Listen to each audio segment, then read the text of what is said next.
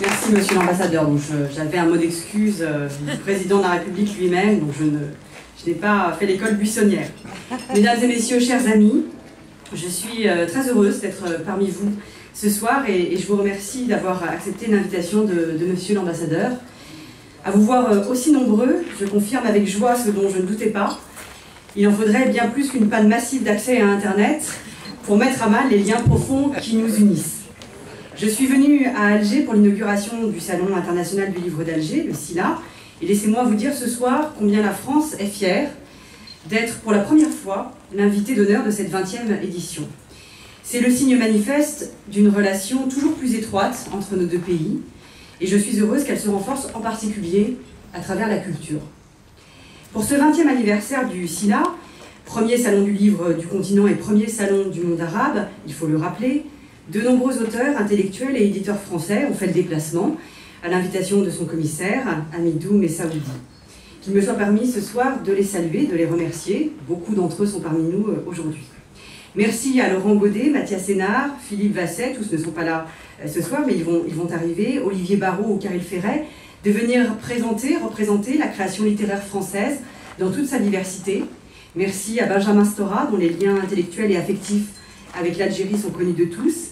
Merci à Régis Debray, à Gilles Kepel ou Dominique Volton, venus témoigner du dynamisme de la pensée contemporaine en France. Vous êtes venus échanger avec vos lecteurs de ce côté-ci de la Méditerranée. Vos éditeurs le savent, ils sont nombreux à vous lire en version originale, puisque l'Algérie compte plus de 11 millions de locuteurs francophones. La France est fière, bien sûr, que ces auteurs soient lus et publiés en Algérie. J'ai d'ailleurs fait du rayonnement de la culture française à l'étranger l'une des grandes priorités de mon ministère. Mais la France est tout aussi fière de lire et de publier des écrivains algériens qui contribuent de façon majeure à la vitalité de la littérature contemporaine. Ce n'est pas un phénomène récent. Les plus grands auteurs algériens sont publiés en France, et je salue la mémoire de Mohamed Dib, Mouloud Ferraoun ou Kateb Yassine. Je me réjouis qu'Alem Mosseganeni, si apprécié dans le monde arabe, soit édité en France. Faut-il aussi rappeler que Boualem Sansal, avec 2084, est de toutes les sélections des prix littéraires cette année. Que Yasmina Kadra, avec La dernière nuit du Raïs, a publié l'un des romans les plus forts de la rentrée. Ou que Kamel Daoud, avec son Meursault contre enquête, prix Goncourt du premier roman, a jeté tous les lecteurs de Camus, qu'ils vivent ici ou en France, dans un trouble profond et magnifique. L'absurde, dit Haroun, le héros du roman et frère de la victime de Meursault, c'est mon frère et moi qui le portons sur le dos ou dans le ventre de nos terres, pas l'autre. La lecture de votre livre, cher Kamel, reste à mes yeux l'une des plus marquantes. Je n'ai pas encore lu Isia, votre dernier roman, cher Maïssa Bey, mais j'ai hâte de connaître le portrait que vous brossez des aspirations et des déceptions de la jeunesse algérienne. La littérature, vous le savez mieux que moi, prend la langue pour matériau. L'écrivain est comme un sculpteur de la langue. Il en exploite les pesanteurs et les légèretés.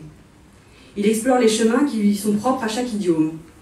Et c'est par la façon dont il façonne la langue que chaque écrivain exprime à la fois sa singularité et sa culture. De part et d'autre de la Méditerranée, le français est précisément une matière première qui nous rassemble. Comme écrivain, vous en êtes les premiers artisans, ce qui fait de vous les premiers ouvriers de la relation entre la France et l'Algérie. Ce pouvoir qu'a la langue de nous rassembler, un pouvoir que l'histoire nous a laissé en héritage et qui nous relie d'une façon si singulière, laisse entreapercevoir le pouvoir qu'a la culture de nous unir. Et ce pouvoir, je sais combien il est immense. La culture a ce pouvoir de nous ouvrir à nous-mêmes et de nous ouvrir à l'autre. Elle a ce pouvoir de nous faire découvrir le monde et de nous faire partager la richesse d'autres vies intérieures. Voir un film ou lire un roman, c'est nous mettre l'espace d'un instant dans la subjectivité d'un autre, pour vivre avec lui ses joies, ses peines, ses difficultés et ses espérances. Au-delà de la langue, au-delà de la littérature, il y a toujours eu des artistes et des intellectuels pour jeter des ponts entre nos deux pays. Aujourd'hui encore, ils continuent de le faire, et permettez-moi d'en citer quelques-uns. Je pense au philosophe Malek Chebel ou à l'archéologue Slimane Hachi, que je salue ce soir. Je pense à Slim, que les lecteurs du Soir d'Algérie et ceux de l'Humanité se sont partagés, et aux grands autres caricaturistes, Guilhem, Loïc. Je pense au plasticien Adel Abdesemed, dont l'œuvre a fait l'objet d'une très belle rétrospective au Centre Pompidou il y a 3 ans, et qui est actuellement exposée à Vence. Je pense également à Mohamed Lakhdar Amina, dont les chroniques des années de braise n'ont pas seulement marqué le jury du Festival de Cannes, mais toute une génération qui a pris conscience avec lui de ce long processus, fait de souffrance et de combat, de la révolution algérienne. Je pense aussi à Rachid Bouchareb, dont le film Indigène a beaucoup œuvré à rapprocher nos deux pays. Je salue bien sûr Yamina Bachir Chouik, Moussa Haddad ou encore Yanis Koussim, dont Kouya a été unanimement salué par la critique. Il n'est pas là ce soir, mais Ahmed Bedjaoui, par son appui et son regard sur le cinéma, a beaucoup fait pour ces liens entre nos deux pays. Je pense enfin à Abou et Nawal Aïd Benalla Lagra, auxquels on doit le premier ballet contemporain d'Alger. Leur dernière œuvre, Le Cantique des Cantiques, a été créée à la Maison de la Danse à Lyon il y a moins d'un mois. Aujourd'hui encore, vous contribuez à enrichir notre coopération, comme l'ont fait les générations qui vous ont précédé. Aujourd'hui encore, vous contribuez à enrichir la culture française, comme nos cultures se sont déjà mutuellement enrichies. Vous pouvez compter sur ma détermination pour que cette contribution soit non seulement reconnue, ici et de l'autre côté de la Méditerranée, mais pour qu'elle perdure et qu'elle soit toujours plus forte. Car nous devons faire face aujourd'hui aux mêmes défis. Le défi de la mondialisation et le défi de la mutation numérique, qui offrent de grandes et belles opportunités aux artistes pour faire connaître leurs œuvres à un public toujours plus grand, mais qui portent aussi avec eux la menace de la standardisation. La tentation du repli sur soi ou le développement des radicalités qui se rejoignent dans leur volonté d'exclure tout ce qui est différent ou tout ce qui est nouveau et cherchent à fermer les portes à l'autre. Plus que jamais, nous avons besoin de leur opposer des réponses, car nos concitoyens en attendent. Ce n'est pas un hasard si la soif de culture n'est jamais aussi grande que lorsqu'on traverse des difficultés. Vous êtes les premiers à pouvoir en donner. Ma responsabilité, qui est aussi bien sûr celle de mon homologue, est de vous donner la liberté et la possibilité de le faire. Nous avons à y travailler ensemble. Nous aurons l'occasion d'en parler demain avec Azzedine Nioui, qui m'a si chaleureusement accueilli tout à l'heure. Tout s'y prête car nos relations n'ont jamais été aussi denses.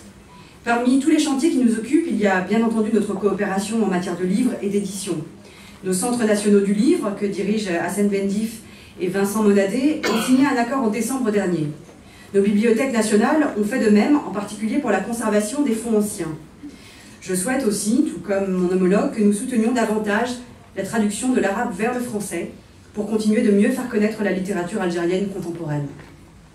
J'en profite pour saluer les éditeurs français et algériens qui sont présents ce soir, en particulier Smaïn Améziane de Casbah, Dalila Nadjem de Dalimen, Azzedine Gerfi de Chiab et Selma Elal de Barzac, dont le travail exceptionnel fait connaître aux Algériens l'inventivité de leur littérature. Je salue la mémoire de Chantal Lefebvre, qui a tant donné pour les éditions Mauguin et dont la disparition récente, je le sais, a provoqué ici un profond émoi. Il y a aussi tous ces projets qui verront bientôt le jour, en particulier l'exposition Made in Algeria, généalogie d'un territoire, qui se tiendra au MUSEM à Marseille à partir de janvier prochain. La France contribue aussi à cette grande manifestation qui est Constantine, capitale de la culture arabe 2015. Il donne à voir la richesse des liens qui nous unissent. Un mot enfin sur notre coopération en matière de politique audiovisuelle. Je l'espère toujours plus étroite, notamment en matière d'aide technique à la diffusion. Merci à la présidente de France Média Monde, Marie-Christine Saragosse, de m'avoir rejointe. Ces équipes sont reconnues et saluées pour leur attachement à une information de qualité, indépendante et respectueuse du pluralisme. D'autres opérateurs sont présents en Algérie, comme CFI ou le CFPJ. Ils apportent leur expertise aux médias algériens, et vous savez combien je suis attachée au principe de liberté d'expression, liberté de la presse, dont la mise en œuvre passe par la formation des médias. La liberté d'expression, mes chers amis, comme la liberté de création, sont des valeurs essentielles à l'épanouissement d'une société. C'est en rendant ces valeurs toujours plus concrètes que nos sociétés donnent le meilleur d'elles-mêmes. C'est à travers elles que chacun peut construire sa propre vie et que nous pouvons nous rassembler. Une société épanouie, c'est une société dont la création se renouvelle et se diversifie sans cesse par l'apport de nouvelles générations d'artistes et par l'apport d'autres cultures. Une vie réussie se nourrit de l'émerveillement que procure une vie culturelle riche et intense qui sait faire de la place à l'inattendu. Telles sont les valeurs que je m'attache à rendre toujours plus tangibles dans notre pays par le soutien à la jeune création et la participation de tous à la vie culturelle. Telles sont les valeurs que promeut la France à travers le monde. La culture est ce lieu au sens métaphysique du terme, où nous pouvons partager toujours davantage et construire toujours davantage. Et je me réjouis plus que jamais qu'elle soit au cœur de notre relation bilatérale. Il nous revient, tous ensemble, de faire en sorte qu'elle donne tous ses fruits. Je vous remercie.